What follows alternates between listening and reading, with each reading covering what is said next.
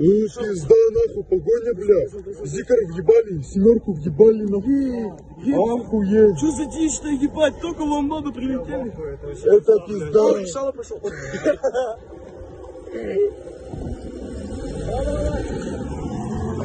Ой, пизда, ебать, семерки, нахуй, в Зикар въебалась китайцев. Посмотри, кто выходит оттуда.